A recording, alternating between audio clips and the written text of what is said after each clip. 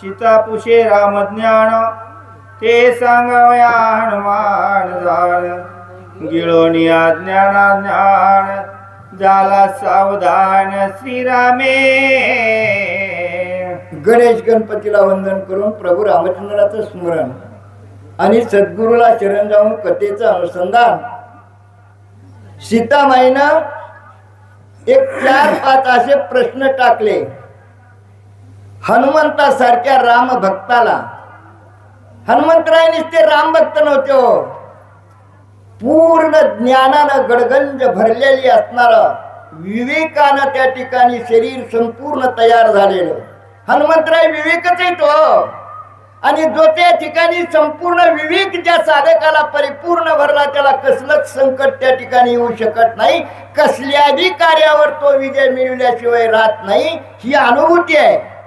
आणि म्हणून त्या ठिकाणी ज्यावेळेस असणाऱ्या सीताबाईनं जे प्रश्न विचारले आणि ते प्रश्न विचारल्यानंतर जे ज्ञान विचारलं आणि त्याचं निरूपण करण्यासाठी हनुमंताला मागच्या अध्यायामध्ये टक पडली, पण आता ते सावध झालेत। आणि सावध कसे झालेत माहितीये का? गिळोनी अज्ञान। मग आता अज्ञान तर काही कळत नाही, अज्ञान संपवलं कवा संपत ज्ञान प्राप्त झालं की। तुम्ही रामायण थोडं पाठ केलं, अभंग थोडे पाठ केलं, भजनात गेला, वारीत वारकऱ्यात मिसळा, थोडं ज्ञान येतं, पण अज्ञान जात नाही। ते अनुभवा एवढा विस्तार करायची गरज नाही मला। इथं अज्ञान संपलं, ज्ञान प्रकट झालं। आता ज्ञान बिघडण्याची काय गरज आहे हो? गरज आहे हे दिसतं तितकंच सुखकारी नाही, हे जर पचवायला नाही आलं तर ते घातक आहे। नवल अहंकाराची गोटी न लगे अज्ञानाच्या पाठी, झोंबी सज्ञानाच्या कंठी नाना संकटी वाच नाचवी। कारण काय हे गच्चीला धरतय, ज्याला कळत नाही त्याच्याकडे जात नाही। हे 4 अभंग 4 पुराण आपल्याला वेद कळतंय का? आम्ही नावं घेतोय, मला बी कळत नाही बरं का। पुन्हा ती श्रुती स्मृती आगम निगम नाव आहे, ती शास्त्र आहे, ती त्या श्रुती मधली रुची आहे त्या, आणि त्या रुच्याच इथनं माऊलीनं ज्ञानेश्वरी मध्ये त्या ठिकाणी असणाऱ्या घातलेल्या आहेत त्या। हे असणारं आपल्याला आहे का माहिती? मग आपलं कुठपर्यंत आहे तरी बी आपल्याला हे गच्चीला धरतंय ज्ञानाला बरं का।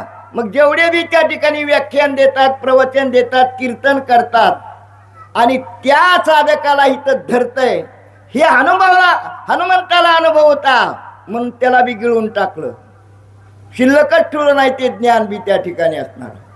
आणि त्या असणारा स्वयं सावध झाला आणि सीतामाईच्या प्रश्नाला उत्तर द्यायला सुरुवात करू लागला। सीतेने पुशिली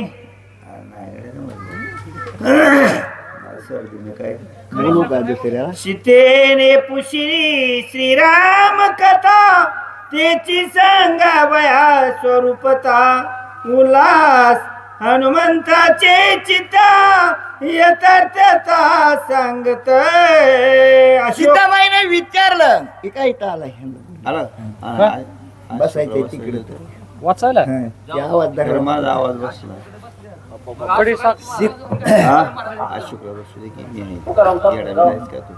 अशोक चल, अरे तू पीटीवर वाच की, मी काय तुला बोलतोय, माझा आवाज बसला नाही। बसा बसा, येडच आहे।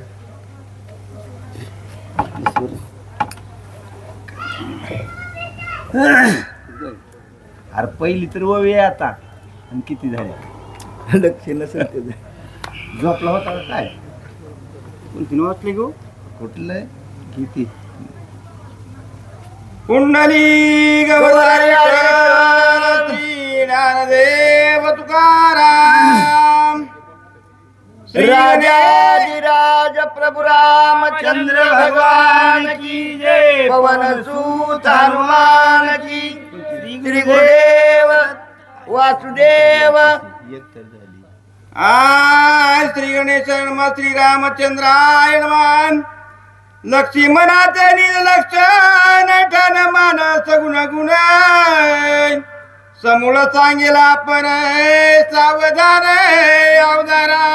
नाथ माऊली तुम्हा आम्हाला विनंती करतात, सीतामाईचे प्रश्न ऐकून घेतले आणि त्याचं उत्तर द्यायला, रामाचं रूप कसं आहे, रामाच्या भेटीत तुला असणारं काय सुख प्राप्त झालं, रामाच्या वचनात तुला अमृताचा अनुभव कसा आला, असे शब्दात त्या ठिकाणी आतमध्ये भावार्थ घातलेला आहे.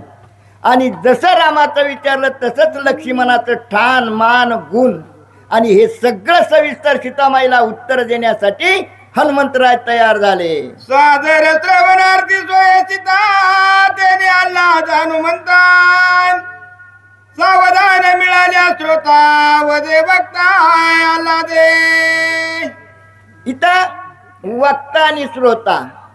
आता वक्ता जेवढे पाठावर बसणारे ते असणारे सांगणारे म्हणजे वक्ता, आणि तुम्ही असणारे श्रोता आहे. श्रोते जर सावध असले तर या वाचणाऱ्याला हुरूप येत आहे. ती आता एका पट्टीवर असलं की वाचित वाचित 5व्या पट्टीवर जाते बघा, एवढा त्याला असणारा आनंद निर्माण होतो. तसं त्या ठिकाणी तुम्ही सावध पाहिजे. त्या ठिकाणी आता सावध, आता कसं सावध म्हणजे सांगायचं त्या ठिकाणी, पहिलं तर दोन्ही अर्थानं सांगतो.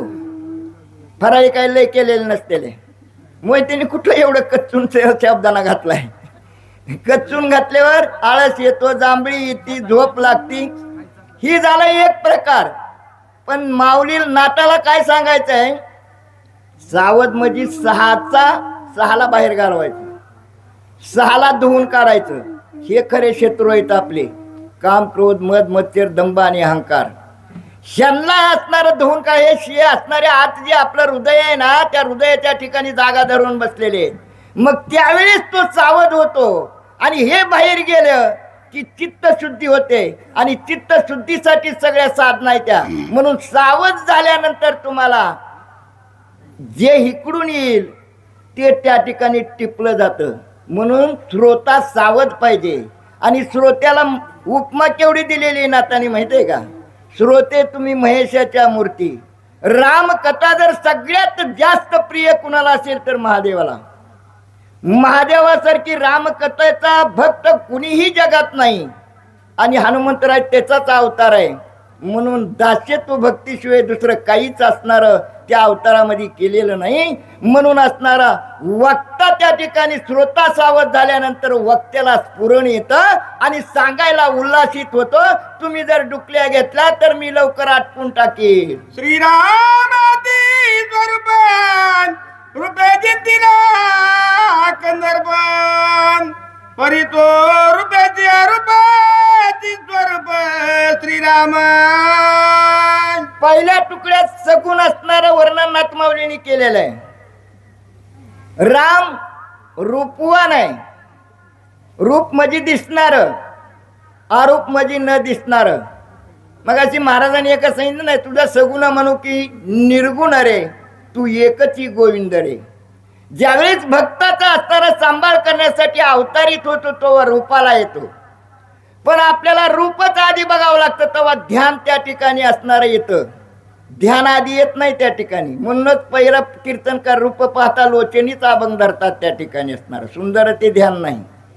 ही अवस्था आहे त्या ठिकाणी. कारण रूप जर तुम्ही महादेवाची मूर्तीच बघितली नाही, विठोबाची मूर्तीच बघितली नाही, रामाला धनुष्यबाण हातात धरलेलं बघितलंच नाही, तुमच्या डोळ्यापुढे रामाची मूर्ती उभं साधा म्हणतो की मी जर तुम्हाला बघितलंच नाही कुठंच, आणि तुमचं जर त्या ठिकाणी लक्षात आणायचं म्हणलं तर तुमचं असणारं रूप मला दिसू शकणार नाही. म्हणून हा असणारा एवढा रूपवान आहे. आता वर्णन किती जरी केलं तरी शब्दाची स्फूर्तता होत नाही, त्याला प्रमाणच द्यावं लागल. आवडे हे रूप गोजिरे सगुण पाहता लोचन सुखावती, आता दृष्टी पुढे ऐसाची तूर आहे, जो मी तुझं पाहे वेळोवेळा. हे रूप आहे त्या ठिकाणी. ज्या रूपाला बघितल्याबरोबर डोळ्याला सुख प्राप्ती होते, आपल्या डोळ्याला त्या रूपापेक्षा बाकीच्या नाशिवंत छायाचित्राची असणारी आवड लागल्यामुळं. का आवड लागली माहितीये का तुम्हाला, लाचावले म्हण लागलीसे गोडी, ते जीवे न सोडी आयसे झाले. तुम्ही म्हणताला आमचं दुसरीकडं नाही, मालिकेला नाही काय लाचावत म्हण. मालिका बघायची सवय जर लागली तर भाकरी करता करता सुद्धा उठून बघितल्याशिवाय राहत नाही. मालिका झाल्यावर करू पुन्हा. ही अवस्था आहे त्या ठिकाणी. म्हणून त्या ठिकाणी रूप ते असणारं भगवंताचं. मग हे असणारं कुणाला लाजिवत आहे? सगळ्यात सुंदर जगात कुणाचं वर्णन केलंय? मदनाचं. मदनापेक्षाही सुंदर असणारा भगवंत आहे, राम आहे. आणि मग त्या रामाचं पहिल्या तुकड्यात हे रूप. आता आरूप ज्याला असणार, तुम्हाला रूप आहे का? तुम्ही कोण आहेत? तुम्हाला नाव आहे का? तुम्हाला रंग आहे का? नाही. त्या ठिकाणी रूपेची आरूप म्हणलंय. तुम्ही ना आम्ही, मी वेगळं नाही, राम वेगळा नाही. आता रमेश महाराजांना जसं सांगितलं तसे त्याच्यावर आपण थोडं चलू त्या ठिकाणी.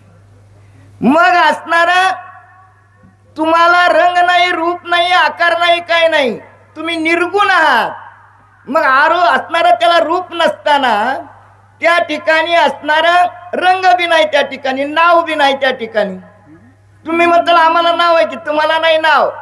उपजलिया बाळका नाम देता ओ देत उठी. 12व्या दिवशी तुम्ही या देहाच्या सानिध्यात आल्यानंतर या देहाला नाव पडलं जातं, आत्म्याला नाही. तसा हा भगवंत आणि रूपाला आल्यानंतर रूप दिसतं, नाहीतर तो असणारा आरूप आहे. म्हणजे असणारा रूपहीन आहे, निर्गुण आहे, असा हनुमंतराय पहिल्या ओळीमध्ये सांगतात. राम राजीव लोचन जगाचे नयन परी देखना डोळे विना देखणे पण आहे त्याचे. हनुमंतराय म्हणता माझ्या प्रभूचं डोळं कसं आहेत म्हणते माहितीये का? कमळासारखे, कमळासारखे इतके सुंदर डोळे आहेत म्हणले त्या ठिकाणी. राजीव लोचन त्या ठिकाणी त्याला शब्द वापरलेला आहे. एवढं बघितल्याबरोबर बघतच राहावं, डोळ्याची तृप्ती होती असे असणार. आणि माझा राम कसा आहे बरं का म्हणले, डोळे नसताना सुद्धा जगात बघू शकतो. बघू शकतो का नाही? त्या ठिकाणी मी बोलविता वेद बोले, मी चालविता सूर्य चाले, वृक्षाचे पान हाले, सत्ता ज्याचे असे मुंगीचेही अंतर जाणे. तुमच्या अंतःकरणात काय विचार चाललाय त्याला कळतंय, माहित आहे का? तुम्हाला कळतंय त्या ठिकाणी असणार. म्हणूनच आपलं असणार जे कर्म झालं ते चित्रगुप्ताकडे त्या ठिकाणी टिपण केलं जातं. आणि म्हणून त्या ठिकाणी आपल्याला जर त्या ठिकाणी अनुचित कर्म असलं तर त्या ठिकाणी दंड भोगावा लागतो, दुःख भोगावं लागतं. पण इथं असणार ही रामाचं डोळं असणार त्या ठिकाणी पहिल्या तुकड्यात सांगितलं की हे राजीव लोचन आहेत, कमळासारखे सुंदर आहेत. पण रामाचं डोळं त्या ठिकाणी, डोळे नसताना सुद्धा राम सर्व जगत त्या ठिकाणी बघू शकतो. कसा बघू शकतो? त्या ठिकाणी जडी स्थळी काष्टी पाशानी भरोनी उरला चक्रपाणी. आपण जीवबद्ध झाला, आपण तिथून आलो रामापासनं, पण येताना आल्यानंतर मुक्त होता परी बळेबद्ध झाला, घेऊन या छंद माझे माझे. आणि जीव पण तयार झालं, जीवाला अज्ञान जळलं जातं. आणि म्हणून आपल्याला त्या ठिकाणी असणारं सृष्टीत काय चाललं हे कळत नाही. आपल्याला संसारच कळत नाही तर बाकीचं केव्हा कळायचं?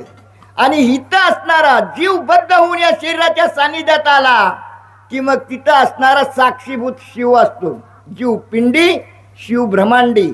शिव निस्ता बघत असतो, मीच पाठवलंय माझं नामस्मरण करण्यासाठी. पण कितपर्यंत काय करतो त्या ठिकाणी असणारा, की असणारा संसाराच्या तेजात घडून गेला हेच असणारा त्या ठिकाणी साक्षीभूत राहतो. आणि म्हणून त्या ठिकाणी तसं रामाचं काय प्रत्येकाच्या अंतरात्म्यात विराजमान आहे. म्हणून सर्व जगात डोळे विन देखणे पण माझ्या रामाचा असा हनुमंतराय उत्तर देतात. दृश्य जगे तत्वगुण श्रवणात देखणे नयनान सर्वांग देखणार गुणंदन डोळे विना देखता. हनुमंतराय काय म्हणतात? डोळे विना देखणं. त्या ठिकाणी डोळ्यानं बघितलं तर कुणी बी वर्णन करील म्हणले त्या ठिकाणी, गौण आहे म्हणले त्या ठिकाणी, दृश्य बघून सांगणारा त्या ठिकाणी. पण श्रवणात देखणे नयन आहे. आपली बी अवस्था तसंच त्या ठिकाणी पाहिजे. कानात राम म्हणल्या बरोबर डोळ्यात रामाचं चित्र उभा. कानी जे पेरिले डोळा ते उगवले, ही असणारी आणि त्या ठिकाणी भक्ताची किंवा असणाऱ्या श्रोत्याची स्थिती झाली पाहिजे. रामाला त्या ठिकाणी असणार त्या ठिकाणी सर्वांगीण देखणा रामचंद्र आहे. म्हणजे रामाला डोळं उघड करून बघावं असं असणार करावं लागत नाही. सर्वांगीण देखणा आहे. जगात काय कुठं चाललंय आणि सगळं सूत्र कर्तुम अकर्तुम अन्यथा करून तिन्ही शक्तीचा अखिल कोटी ब्रह्मांड नायक राम आहे. मी करीन दृष्टी वाकुडी पाडीन ब्रह्मांडाची उतरंडी ही सत्ताधीश असणारा रामचंद्र आहे. आणि म्हणून अशा रामाचं वर्णन आणि म्हणून त्या ठिकाणी असणारं सर्वांगीण देखना माझा राम आहे असं हनुमंतराय म्हणतात. कुंडले वर्णिती साकारण एक म्हणती मकराकार श्रवणे मावळती विकार निर्विकार निजलेने. हितपर्यंत रामाचं वर्णन हनुमंतरायानं केलंय. पण नाथमाऊलीने इथं खोच मारलेली, हिथून ओवी पलटली आणि साधकावर घेतली गेली. कारण रामाला विकार नाही. इथं काय म्हणताय? श्रवणे मावळती विकार. रामाला विकार आहे का? आपल्याला विकार आहेत त्या ठिकाणी. आपल्या ठिकाणी षड्रिपू आहेत. मग ही रामकथा ज्या साधकाने त्या ठिकाणी असणारी एकाग्र चित्तानं त्या ठिकाणी श्रवण केली. श्रवण करण्याची स्थिती फार वेगळी होतो त्या ठिकाणी. श्रवण कसं करावं लागतं तर तुम्हाला त्या ठिकाणी फायदा मिळेल. ही असं नुसतं ऐकल्यानंतर त्याचं मनन झालं पाहिजे. मनन झाल्यानंतर निधी ध्यास लागला पाहिजे.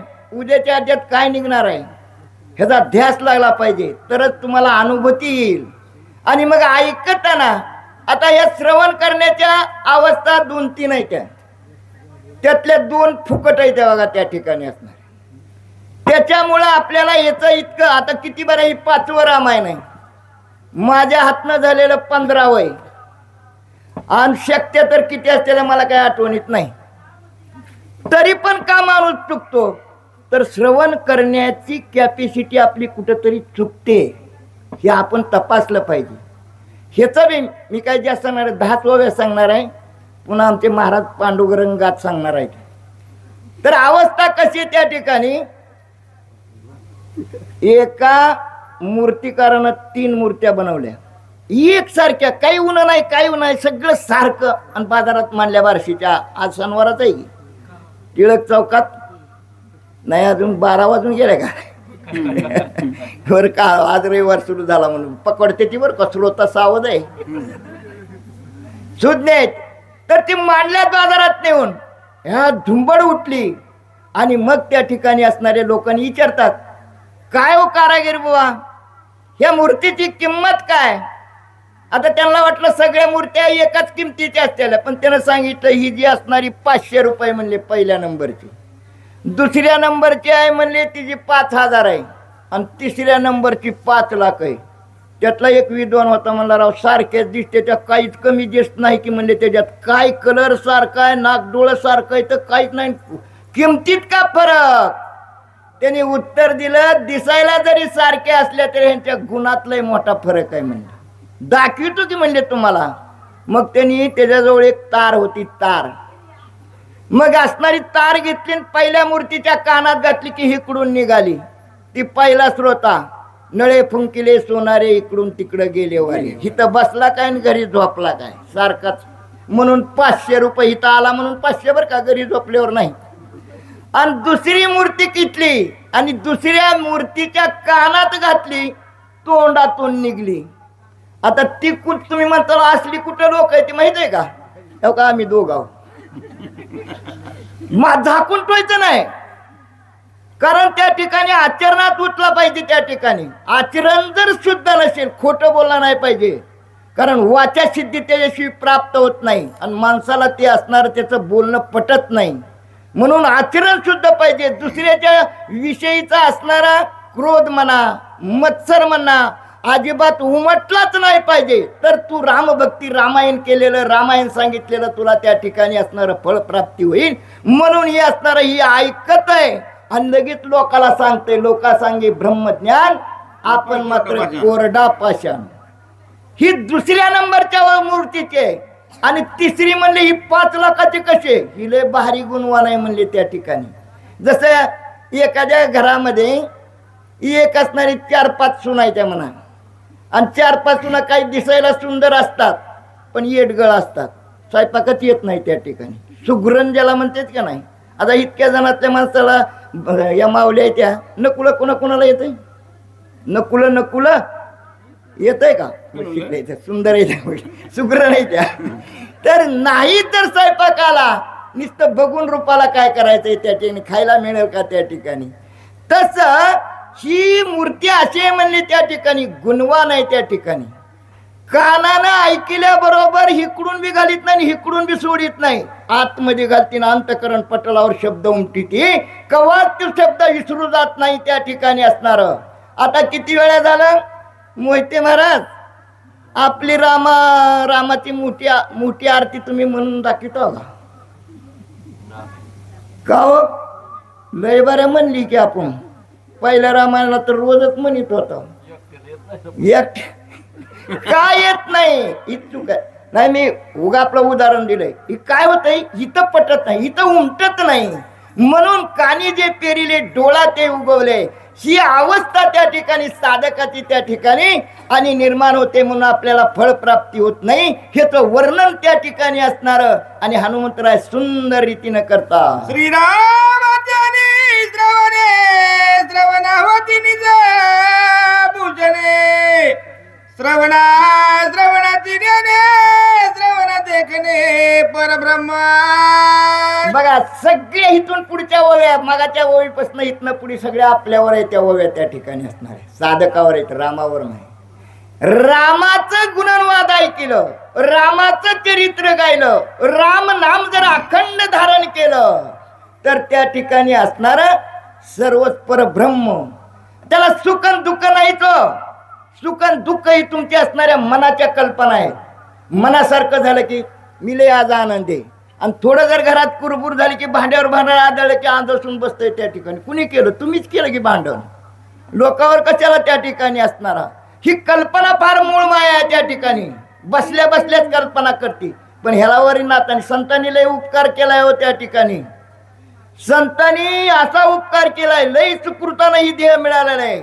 पण त्या ठिकाणी त्यांना कीव आली बहुत सुकृती नरदेह लागला भक्ती विन गेला अधोगती बाप भाग्य कैसे न सरेची कर्म न कळेची वर मारे मुडा मूर्ख म्हटले नाथ माऊलीने त्या ठिकाणी तुझ्या मागतलं कर्म सरत नाही तुला वर्म कळत नाही चुकली या वर्म फेरा पडे आणि म्हणून वर्म चुकू देऊ नका आपण कुठं हुकतोय पावलो पावले विचार करा बोलताना कुंजाचा अंतकरण दुखवलं नाही पाहिजे असे शब्दाचा वापर करा आणि असणारा सत्याचा त्या ठिकाणी तर प्रपंच तर करावाच लागतो देह प्रपंचाचा दास चुकी करी काम मग प्रपंच करायला धन मिळवावं लागतं सत्य आहे की मिळवून या धन उत्तम व्यवहारे उदास विचारे व्यंच करी उत्तम ती गती तो एक पावेल उत्तम भोगील जीवखानी तुम्ही पुन्हा नाही कुठं गेलं तरी निदान माणूस तरी जन्माला यावं की पुढच्या वेळेस माणसाचा जन्म सर्वश्रेष्ठ आहे ना भगवंताचं नाव घेता येतं माणसाला बुद्धी नावाची एक्स्ट्रा असणारी त्या ठिकाणी वस्तू दिलेली बाकीच्या प्राण्याला बाकीच्या जीवखानीला नाही म्हणून त्या ठिकाणी असणार ह्या रामनामामध्ये जर सगळे असणारी इंद्रिय उपरम केली इंद्रिय मग ती पहिला त्या अभंग तुकाराम महाराजाचा आहे की त्या ठिकाणी डोळे तुम्ही पहारे मुख माझ्या विठोबाचे मुख डोळे तुम्ही माझ्या विठोबाचे मुख तुम्ही ऐका रे कान माझ्या विठोबाचे सगळ्या इंद्रियाला एक एक काम लावलेले तसं आपण बी लावायचंय त्या ठिकाणी असणार देह प्रपंचाचा दास आहे तुम्ही म्हणताला असं जर करीत बसलं तर काम कोण कराय अहो ही नौकर आहे एखादा म्हणत असेल ए आपल्याकडे धान तू प्रपंचाचा नौकर आहे सुखी करी काम सुखानं करावंच लागतं तुझ्याकडे जरी 10 जरी नौकर कामाला असतील सकाळी उठल्या उठल्या बायकोनं सांगितलं नाळाला पाणी कावा सुटलं इतक्या वेळ झोपत्यात का पाणी कुणी भरायचं ही अवस्था प्राप्त होते म्हणून त्या ठिकाणी असणार ह्या इंद्रियाला त्या ठिकाणी रामकार्य तुम्हाला सुखच रामकथा जर अखंड तुम्ही रामनामामध्ये राम म्हणता रामची वैजे पदी बैसुनी पदवी घ्यायची तुम्ही रामच आहे हो फक्त त्या ठिकाणी असणार तिथून आल्यानंतर मी मज आणि माझे मुक्त होता परी बळेबद्ध झाला घेऊन या छंद माझे माझे माझं माझं म्हणून माझ्यासारखा कोणच नाही आणि देवाला रामाला मी खपत नाही म्हणून तर असणाऱ्या हनुमंताने विनंती केली की तिथं गेल्यावर रामाने विचारल्यावर मी असं केलं म्या ह्याला मारलं म्या झाडं उपटली मीच होईल आणि माझ्या मालकाला तर मी खपत नाही दुसरं काही बी खपून घेतो मालक पण मी खपत नाही माझ्या मालकाला हे जाणलं ब्रह्मदेवाला विनंती केली आणि हे पत्र त्या ठिकाणी माझ्या स्वामीने विचारलं की त्यांच्या हातात आपलं पत्र देऊन आपला हात जोडून उभा राहावं. हे असं ब्रह्मपत्र आहे त्या ठिकाणी. मी येता कामा नये ना आपलं. अहो आमचं पहिलं काहीच नव्हतं. मी आल्यापासूनच ही झालं. हिर बी खांदली, बागायत बी झालं. आणि तुला जन्म दिलेला आई बापानं फुकटच गेला का? कसा मोठा झाला एवढा मोठा? तोंडाला खायला येत नव्हतं. धाबाऱ्या आईनं तोंडात घातला असेल, खाय पचल एवढंच, मोठा नाही घातला त्या ठिकाणी. हे विसरून जाते त्या ठिकाणी असणार. आणि म्हणून त्या ठिकाणी दुःखाला कारणीभूत आपणच असतो. पण इथं ओवी सांगते, तुम्ही रामकथेमध्ये जर निमग्न जर रामकथा जर गायली तर ब्रह्मस्वरूप तुम्ही झाल्याशिवाय राहणार नाही. सर्व जगतामध्ये रामस्वरूप तुम्हाला दिसल असं हनुमंतराय वर्णन करता. परमार्थाचे मुख्य विकार निरपेक्षताची नाशिकान तेने विनते निर्नाशिका कैसे सुख सापेक्षा. आता परमार्थ परमार्थ म्हणजे काय हो? देवाऱ्यावरले देव उचलायचे, पाण्यात बुडवायचे, पुन्हा ठेवायचे, पुन्हा गण लावायचा करायचा. आणि ज्याच्या ठिकाणी स्वयं राम राबतो त्याला एखाद्याला जर हाला येत नसलं, त्यानं वरडून वरडून राहिला च्या नार ते तसंच राहिलं. आणि इकडंच देव उचल घाल. ही परमार्थ आहे का? आता परमार्थाची व्याख्या माझ्या बुद्धीनं बरं का, ज्याच्या बुद्धीला जशी कपल तसं.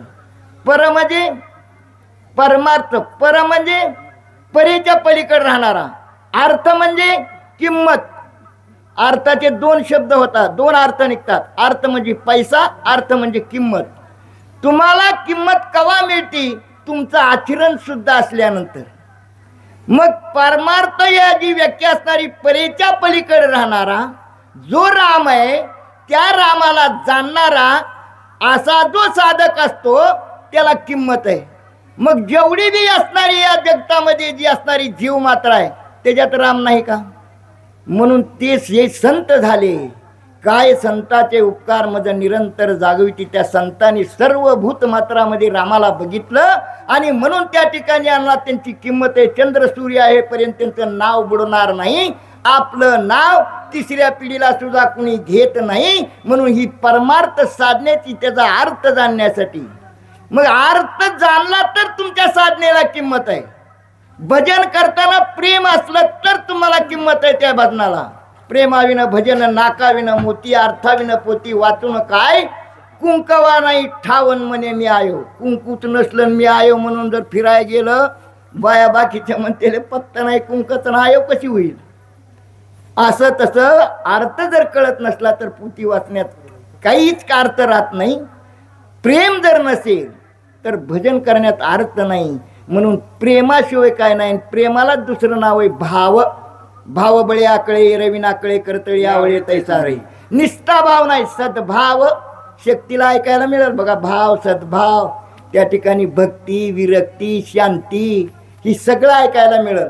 म्हणून त्या ठिकाणी असणार हनुमंत आहे. आता परमार्थाचं मुख्य बीज म्हणतंय आपल्याला ओळीवर यायचंय. ते बीज कोणतं आहे? नाशिक. आता ही ओळी जरा अवघड आहे, ही रमेश महाराजाला जास्त सुटते. ह्या नाशिकाच्या ठिकाणी मुख्य बीज आहे म्हणते परमार्थाचं. म्हणजे जो साधक त्या ठिकाणी असणारा, जी असणारी त्या ठिकाणी विडा आणि पिंगळा, ही मगाशी महाराज येतो मला काही याचा अभ्यास नाही एवढा. कुंभकर रेचक करायचं त्या ठिकाणी त्यावेळेस असणारं परमार्थ साधला जातो. म्हणजे सगळी इंद्रिय उपरम होतात. थोडं थोडं कळतंय मला, तसंच वर्णन करतो, जास्त काय येत नाही मला अध्यात्म. ही 6 चक्र, ते आपण वायूवरी ढकलायचा, कुंडलिनी जागृत करायची, 21 मणक्यातनं वरी पाठवायची, भ्रमर रंध्रावर जाऊन त्या ठिकाणी फुंकर मारायची, भ्रमर गुंफेत गेल्यानंतर 10वे द्वारात मग त्या ठिकाणी असा ती विषय जणू असं म्हणते ती. मी काय घेतलेला नाही अनुभव. आणि ही असणारं त्या नाकाच्या ठिकाणी ज्यावेळेस साधक त्या ठिकाणी असणारं अधिष्ठान घालून त्या ठिकाणी असणारं कुंभकानी रेचक करील त्यावेळेस असणारं त्या भगवंताला साधण्याची क्रिया त्याला घडली जाते. म्हणून त्या ठिकाणी, आणि हे जर त्या ठिकाणी मुख्य बीज जर तुम्हाला नाही ओळखू आलं तर तुम्हाला लांब सडक नाक असून काही उपयोग नाही. ते निर्नाशिक आहे असं असणारं वर्णन या ठिकाणी केलं. श्रीरामाची नाचिका तिथी प्राण प्राण नित्य विश्रांती. श्रीराम जाणे प्राण गती गतीची विश्रांती. श्रीराम प्रत्येक प्राण्याची गती राम जाणतात. आणि त्या गतीला बी विश्रांती रामाजवळच आहे म्हणून सांगितलं ह्या ओळीमध्ये त्या ठिकाणी. आणि प्रत्येक असणाऱ्या प्राण्याला त्या ठिकाणी, कारण ही जी पंच प्राण आहेत ना त्या ठिकाणी, ही जी असणाऱ्या आपल्या नाकावाट जे त्या ठिकाणी असणार ह्या 5 पंच प्राणाचं व्यान, अपान, उदान, समान आणि प्राण, हे 5चं त्या ठिकाणी आतमध्ये एकीकरण होतं आणि त्याच्यावर असणारी ही क्रिया चलती त्या ठिकाणी. मग ती जर खुंटीत झालं, श्वासोश्वास जर खुंटीत झाला, ऑक्सिजन जर नाही मिळाला तर सुख लागतंय का? म्हणून त्या ठिकाणी असणारं हे परमार्थाचं मुख्य भीक आहे असं असणारं वर्णन केलंय. प्रत्येक प्राण्याला त्या ठिकाणी असणारं विश्रांती याच्यापासून समाधान लागलं जातं आणि ह्या प्राणाची गतीची गती असणारा रामचंद्र आहे असं हनुमंतराय म्हणतात. श्रीरामाचा मुख्य मयंक नित्यानंद निष्कळंक ब्रह्मादि देवा सुखदायक जीव शिव सुख श्रीरामे. आता रामाचा मुखचंद्र कसं आहे? नित्य निष्कलंक. कलंकावर आम्हाला होऊ शकत नाही हो त्या ठिकाणी. तुम्हाला तर सुख लागलं, ब्रह्मादिक देवाला सुद्धा रामाचं दर्शन झाल्याबरोबर सुख वाटतंय त्या ठिकाणी असणार. कारण का? रामच आपलं माहेरघर आहे हो. रामापासूनच आपण आलेलो आहे, पण आपण रामाला विसरतोय आणि म्हणून दुःख पावतोय. आणि म्हणून त्या ठिकाणी ब्रह्मादिक देवाला त्या ठिकाणी रामाचं जर रूपाला आला राम, निर्गुणाचं दर्शन होत नाही, निर्गुण जाणायचं आहे. उद्धव एवढा मोठा भक्त निर्गुणच कणीत बसला होता आणि हे देवाला कळल्यानंतर देवाने त्याला पाचारण केलं. म्हणले मी गोकुळ सोडल्यापासून राधालाही वेडी झाली, तेवढं राधेला समजूत घालून ये. उद्धव मला काय देवा, माझ्यासारख्याला त्या राधा येडी झाली, त्या येड्याला मी सांगायलाच पाठीत आहो. नाही नाही म्हणजे माणूसच नाही रे दुसरा. थोडा ग झालता, त्याला अहंकार झालता. देवाला अहंकार खपत नाही. आता देवाचं ऐकावं लागलं. आला गोकुळात, विचारलं राधा कुठे आहे? लोकांनी सांगितलं राधा इथं नसती म्हणले, वृंदावनात असेल बघा म्हणले. गेला. आता देवाचं काम करायचंय, माघारी कसं जायचं? हुडकत गेला तर एक झाड होतं, त्या झाडावर एक वेल चाललेली होती.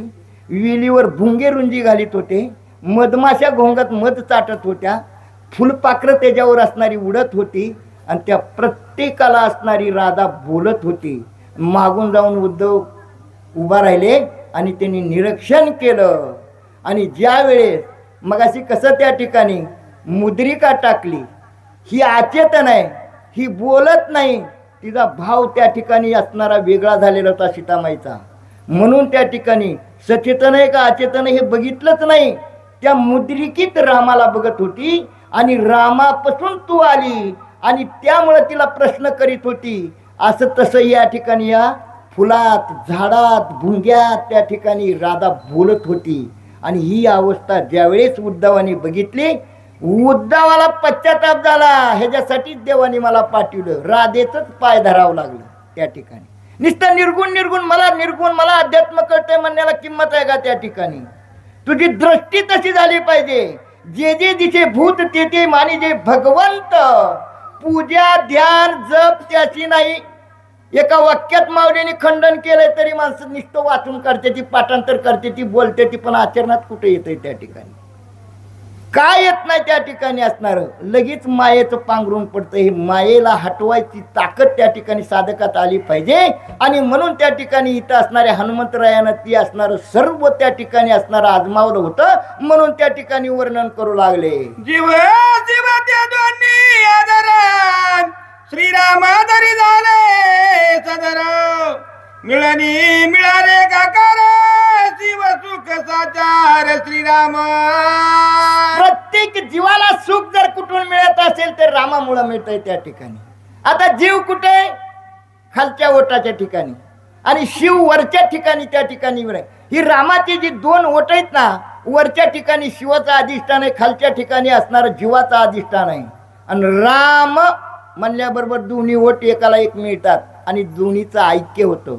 तसं आपण जर त्या ठिकाणी त्या परमात्म्याशी ऐक्य केल्यानंतर, आणि म्हणूनच मगाशी सांगितलं तुम्हीच राम आहे, तुम्हीच आहे, पण आपण त्या ठिकाणी असणार मी म्हणून त्या ठिकाणी जीवबद्ध झालेला आहे. आणि म्हणून तुम्हा आपल्या हातात काही शिल्लक राहिलं नाही, असणारी शक्ती येत नाही, आपल्याला दिसत नाही, कळत नाही. पण ज्यावेळेस तुम्ही असणार ह्या देहाला सोडून त्या ठिकाणी रामाला भच्चाल आणि रामाशी एक रूप होताल, त्यावेळेस तुम्हालाही सगळं असणार आहे त्या ठिकाणी आणि शक्ती प्रदान, कारण तुम्हीच राम आणि त्या स्वरूपाशी ऐक्य कराल. पुन्हा जन्मायचं मारायचं ह्या योनीतनं त्या योनीत त्या ठिकाणी असणार, फिरायची गरज नाही. 184 योनी त्या ठिकाणी फिरावं लागतं असं म्हणतात, शास्त्र सांगताय.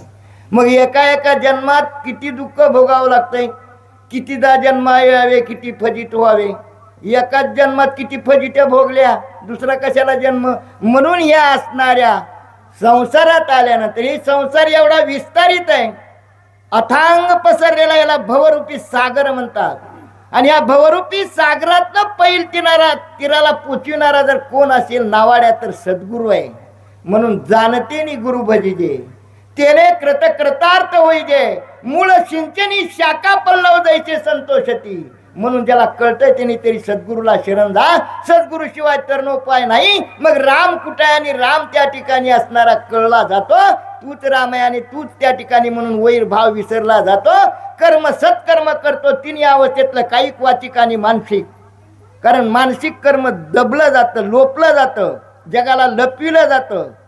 तुम्हाला एक सांगू का, माणूस इतका हुशार आहे, 2 कर्म जगाला चांगली दाखवतो आणि एक कर्म त्याला वाटतं जगाला काय कळते माझ्या मनात काय आहे ते, वरपांगी वेशानं चलतो.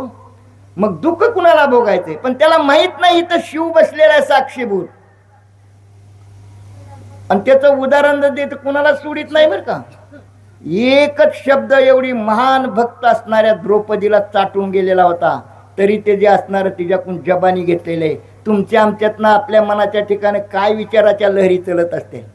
वन राम राम राम राम राम, ती जी निघून गेला घिकडं म्हणे, लय बेकार आहे होती, त्यानं असं केलं तसं केलं. पण काय तुला घेणं देणं आहे का त्याच्या त्या ठिकाणी. त्या साधूच्या आणि वेशीसारखा खेळ आहे त्या ठिकाणी. तुम्हाला सांगू का, दुसऱ्याचा जर कुटाणा केला आणि तुम्ही जर दुसऱ्याच्या चुगल्या सांगितल्या तर काय होतंय ते सांगतो. एका शहरामध्ये एक साधू, शहराच्या बाहेर साधूची झोपडी होती आणि एका वेशीची झोपडी. वेशाच्या पुढे तिचा धंदाच आहे की, तिचा तिच्या कामात रमान होती. पण ती असणारे हे साधू काय करतो कधीच बघत नव्हती. पण साधूचा निस्ती माळ ती टपुऱ्या मनाची अशी फिरत होती. लोकाला वाटायचं काय साधू आहे, काय झोप अखंड चालू आहे, सारखी माळ फिरती. पण माणूस गेला की ह्यानं खडा उचलायचा आणि तिथे टाकायचा. अशी 7 रांजून भरली आणि योगायोगानं दोघाला सगटच मरण आलं. आणि दोघाकडे दूत आले न्यायला. ह्याच्याकडे आले यमदूत, तिच्याकडे गेले विष्णुदूत. ह्याला पूर्व तपश्चर्या अवकृत सुकृत असल्यामुळं त्याला कळत दिसत होतं. ती म्हणले कोण रे तुम्ही. म्हणले आम्ही यमदूत. अर म्हणला तुमचं हुकलं, मला तुमचं गिराईक पलीकडे. ते हसले, म्हणले नाही तुलाच न्यायचा सांगितलंय. म्हणले अरे 7 रांजून तिथं भरल्यात. म्हणजे चित्रगुप्तानं तुला काय हवाला टपाला गेला होता काय, म्हणजे कामगिरी करायची. हे तू जे दुसऱ्याचं मोजमाप केलं हे तुझंच भरलंय. म्हणजे तिनं तुझा एक बार बी स्वप्नात तुझ्याकडे बघितलं नाही, तुझी काय करतो म्हणून विचार आला नाही. ती तिच्या कर्माला जे कर्म दिलं ते कर्म तिनं सदिच्छेनं त्या ठिकाणी, ज्याच्यासाठी देवानं हे जगत असं निर्माण केलेलं आहे, जग चलावं म्हणून. कोण कसा आहे वाईट म्हणण्याची आपल्याला पात्रता नाही. म्हणून तिला विष्णुदूतानं नेलं आणि ह्याला यमदूताला दंड मारीत नेलं. म्हणून त्या ठिकाणी असणार जे दिसे भूत ते मानेचे बघून. काय घेणं देणं आहे का आपल्याला त्या ठिकाणी, त्यालाच दुःख भोगावं लागतं.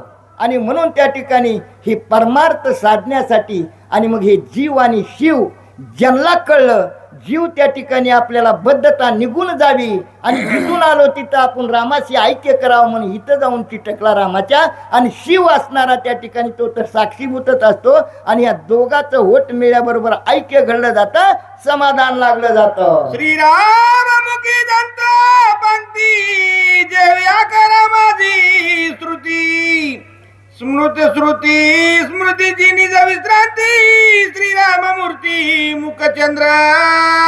रामाचा मुखचंद्र आता आकाराला आल्यावर राम साधा आहे का त्या ठिकाणी. आणि मधल कोट्यावधी मदनाचं जरी त्या ठिकाणी असणार एकीकरण केलं तरी रामाच्या रूपाची बरोबरी होणार नाही. ते रूपच वेगळे त्या ठिकाणी असणार.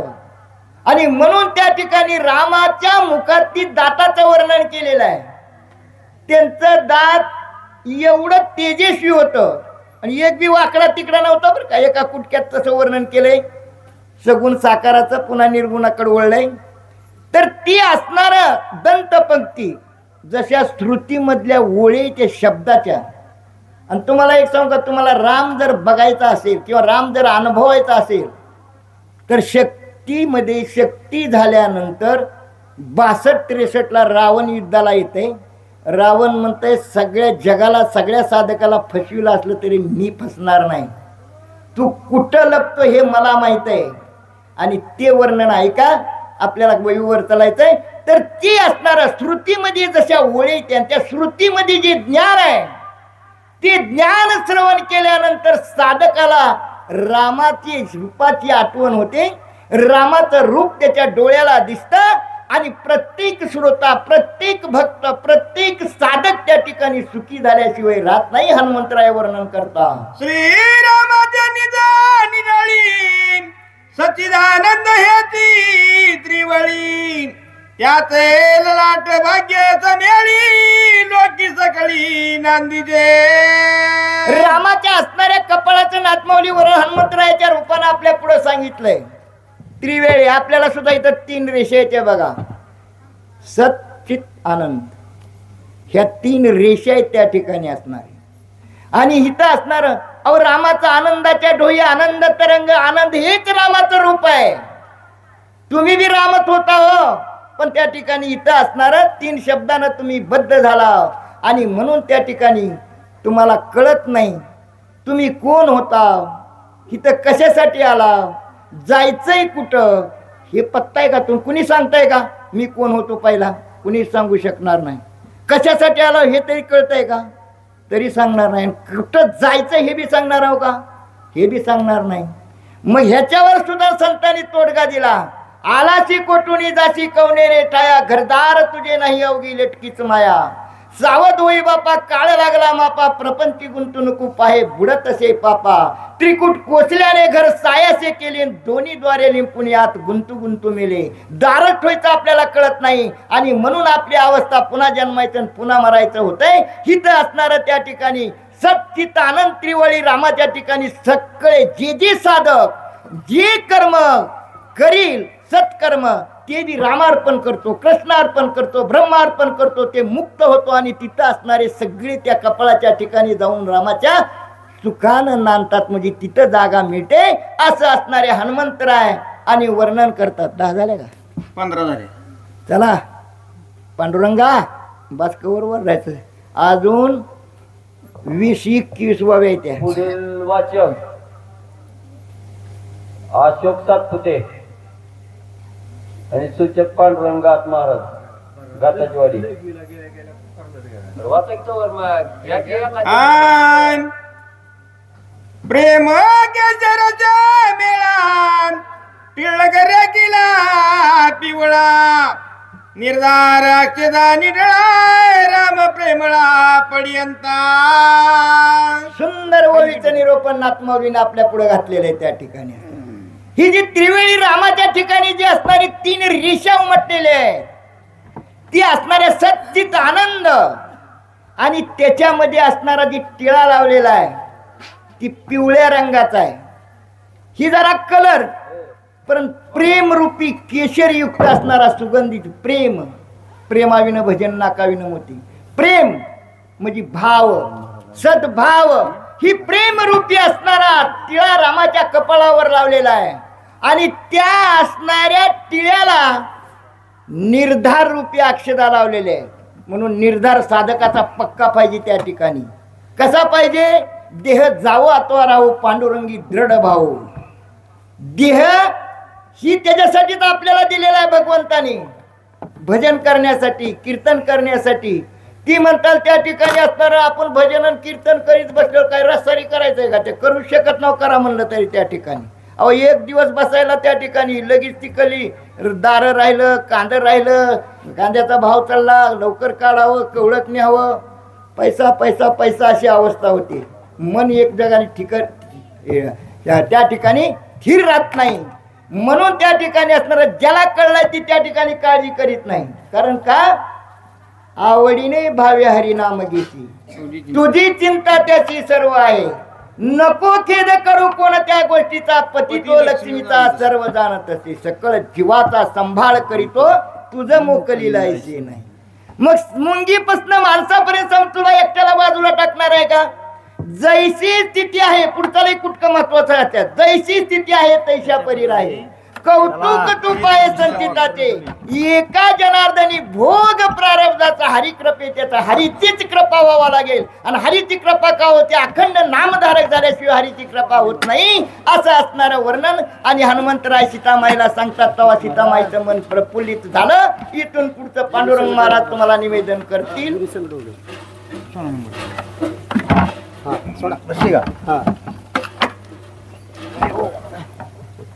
का सांग पुढे काय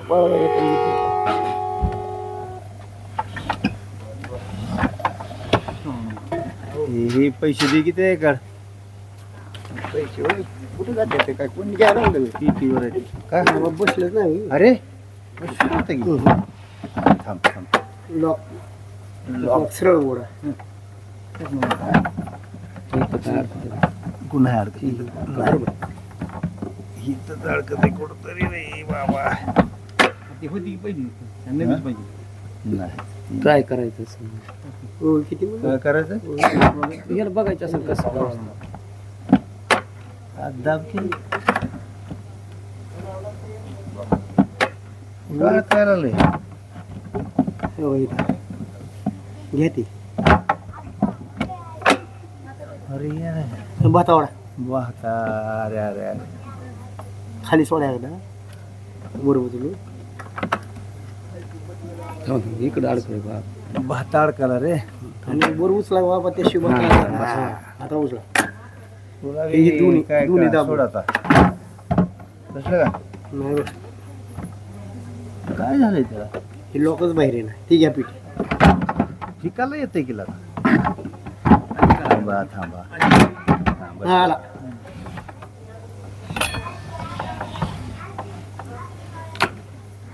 हम्म, 2 नंबर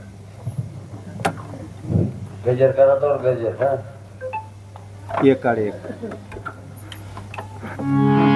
कुंडली गवडी हरिनाम ज्ञानदेव राजाधिराज प्रभु रामचंद्र भगवान की जय पवन सुत हनुमान की जय श्री गुरुदेव दत्त वासुदेव हरी श्री रामचंद्राय नमः अहं रघुपती निर्लोभेशी काढिले स्वमृग नाभिषी अर्पिले श्रीरामासी निजंगासी चर्चुरी असो पांडुरंगा करू प्रथम नमन दुसरे चरण संताची त्यांच्या कृपा आशीर्वादाने कधीचा विस्तार बाबाजी सद्गुरु दस्तुका बसलेले सर्व श्रोते मंडळी साधू संत यांना साष्टांग प्रणिपात करून कथेला सुरुवात कथेचं अनुसंधान आहे हनुमंतराय सांगू लागले सीता माऊलीला बरोबर रामचंद्राच्या अंगाला उटी लावलेली आहे आता कशाची उटी आहे ऐका सीता माऊली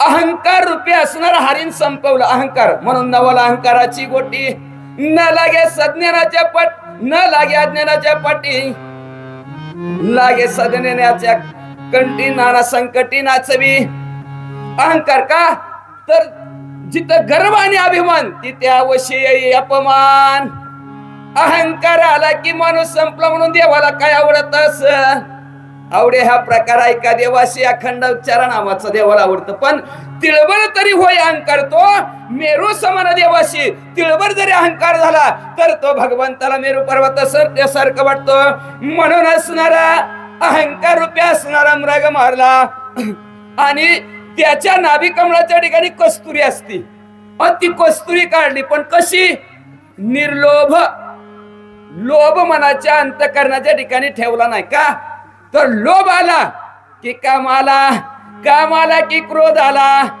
म्हणे क्रोध आला की त्याच्या मागे हे असणारे सहा काम, क्रोध, मद, मत्सर, दंभ, अहंकार येतात का? तर सगळ्यांचा बाप कोण असेल ह्या 6 जणांचा? तर तो लोभ आहे. म्हणून असणारा निर्लोभ रूपी असणारी कस्तुरी नाभीच्या डेकातून काढली आणि त्या प्रभू रामचंद्राच्या अंगाला चेरचेलेली आहे असं हनुमंतराय सांगतात.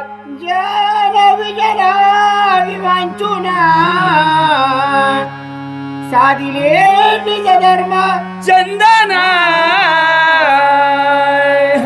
याताई सुगंध काढून उद्वर्तन श्रीराम. त्याच्यानंतर असणाऱ्या जनानी विवंचन विचार केला. म्हणून त्या जीवन या जन भक्ती करावी. उगत तुकाराम महाराज भांडारा डोंगरावर बसत होते का? आणि जन आणि विजन, ज्या ठिकाणी लोक आहेत आणि ज्या ठिकाणी लोक नाहीत याचा विचार केला असणारा आणि त्या लोकांच्या ठिकाणचं काय काढलं? जगी संत तुम्ही जगी गुण चंदनाच्या अंगी तैसे तुम्ही जगी संत जना. संत जन कसे? जसं चंदनाच्या अंगात गुण असतात तशा प्रकारचं गुण चंदनाच्या संतांच्या अंगी असतात. म्हणून नाही आपण तेथे गेला, नाही उपडोनी आणला, अवघा डोंगर केला चंदन. जे आपणासारखी करते तात्काळ नाही काळ वेळा तया लागी. ज्या साधक अशा प्रकारचे जी काय असणार ज्याच्यात चंदनासारखे गुण साधू संतांच्या अंगात आहेत, असे असणारे जे काय साधू संत असतील किंवा म्हणजे असणार असं जे काय चंदन आहे म्हणजे शुद्ध सात्विक लोक आहेत जनाच्या ठिकाणची आणि विजनाच्या ठिकाणची. जिथं लोक काही आहेत पण मगाशी बघितलं आपण कशा प्रकारची लोक आहेत. तुका म्हणे 3 प्रकाराचे केले जन. 3 प्रकारचे, कोण रोजगुणी असतो, कोण तमोगुणी असतो, कोण सत्वगुणी असतो. पण शुद्ध सत्वगुणी रूपी असणारं चंदन काढलेलं आहे आणि त्याच असणारं उद्वर्तन म्हणजे असणारे उट्टी प्रभू रामचंद्राच्या अंगाला आहे. त्याच्यामुळे शिवबंदिस्त सीता माऊलीला सांगू लागलेत. विद्या विद्या शक्ती पडला त्या जुनी काढिले मुक्ता पळा. तेच श्रीरामाच्या गळा मुक्त माळा शोभता. याच्यानंतर असणाऱ्या प्रभू रामचंद्राच्या गळ्यामध्ये असणारे माळ आहेत सांगू लागलेले. पण कसे आहेत? मुक्ताचे. मग अशी सांगितलं मुक्त. मुक्त होता परिपळे बद्ध झाला घेऊन या छंद मी आणि माझा. ज्याने मी आणि माझ्याला बाजूला सारलं गेलं आणि विद्या ज्ञानाला बाजूला सारला. अज्ञान म्हणजे अविद्या म्हणजे अज्ञान का? तर ज्ञान गिळोनी गावा गोविंद. ज्ञानाला संपावं लागतं. मग तेव्हा कृष्ण अंजन एक वेळा डोळा घातले अंजन. कृष्ण अंजन एक वेळा फिटले भ्रांतीचे पडळ. कृष्ण अंजन एक वेळा. कृष्णांजन डोळ्यात घातल्याबरोबर भ्रांती संपली जाते. विद्या आणि अविद्याचं पडळ संपलं जातं आणि मग त्यावेळेस म्हणले असणार साधक मुक्त होतो. आणि मुक्त झालेल्या साधक म्हणजे जी मोकळे झालेले आहेत पण कामातनं रिकाम्या मुक्त झालो. कामातनं नाही झालेले असणारे मी आणि माझ्यापासून जी काय मुक्त झालेले आहेत असे जी काय भक्त आहेत ते प्रभू रामचंद्राच्या कंठाच्या ठिकाणी माळ म्हणून अतिशय शोभून दिसतात. म्हणले ओंकार तोची तमुकंठ ते दोन्ही वेदावादी वाट गर्जती विवाद उद्भट होती प्रगाट त्रिकांडी. त्याच्यानंतर असणारा सांगू लागले प्रभू रामचंद्राचा कंभोकंठ म्हणजे असणारा शंखाच्या आकाराचा कंठ आहे. आकार उकार मकार आणि अर्धचंद्र अशा प्रकारचं उत्पत्ती स्थिती आणि लय करणारा कोण असेल तर असणारा अशा प्रकारचा भगवंत आणि त्या प्रभू रामचंद्राच्या कंभूकंठातूनच म्हणजे असणाऱ्या घोरण्यातून असणारी वेदाची निर्मिती झाली आणि ती वेदाची निर्मिती झाल्यानंतर परत असणार त्याच्यामध्ये असणारे शास्त्र आले, 18 पुराण आले, 4 वेद आले आणि ती म्हणले देव असा देव तसा देव असा. त्या असणाऱ्या शास्त्रांचा वाद चालू झाला. पण त्यावेळेस असणार तिथून 3 कांडाची असणारी उत्पत्ती झाली. कर्म, ज्ञान आणि उपासना ही असणारी 3 प्रकार झाली. कर्म करा, जैसे ज्याचे कर्म तैसे फळ देणे ईश्वर. कर्म ज्ञान असणारा ज्ञान प्राप्त झालं की भगवंत प्राप्त होईल आणि भक्ती करा भगवंत प्राप्त होईल. अशा प्रकारे असणारा वेदाने सांगितलं म्हणतात. ओंकार तो परा तत्परा तिता हृदयी पदक सदोदिता साधु चिद्रत्नी लकलकिता लकलकी रत्न खचित लकलकिता निज तेजे. तिथून प्रभू रामचंद्राच्या कंबुकंठाच्या ठिकाणी हनुमंतरायांनी बघितलं. तिथून खाली असणारे हा श्री भक्त वत्सलांचं चिन्ह प्रभू रामचंद्राच्या छातीवर आहे. ते असणारा हनुमंतरायांनी बघितलं आणि सीता माऊलीला सांगू लागलेले आहेत. ऐका, प्रभू रामचंद्राच्या असणाऱ्या छातीवर असणारा श्री भक्त वत्सलांचं चिन्ह आहे. साधू रूपी असणारी रत्नाची असणारी लात, भृगु ऋषीची लात स्थान तिला दिलेलं आहे. भृगु ऋषीला, साधू संतांना स्थान कुठं असेल तर प्रभू रामचंद्राच्या हृदयात आहे. तोमपद, तत्पद आणि आशीपद. तोमपद जीवात्मा आहे, एवढंच नाही, त्याच्यानंतर तमपद आहे, परमात्मा आहे आणि आशीपद आहे. जीवात्मा परमात्मा ह्याच्या पलीकडचं असणारं जे काय साधू रूपी चिद्रत्न आहे त्याची लात असणाऱ्या, सहन असणाऱ्या, एवढं सहन करणारं कोण असेल तर आमचे प्रभू रामचंद्र भगवंत आहेत. तेच असणारं चिन्ह त्यांच्या असणाऱ्या छातीवर अतिशय शिवून दिसतं. अशा प्रकारच्या प्रभू रामचंद्राच्या की भगवंत जीवात्मा आणि परमात्मा ह्याच्या पलीकडचं कोण असेल तर ते तूच आहेत, अशा प्रकारचं असणारं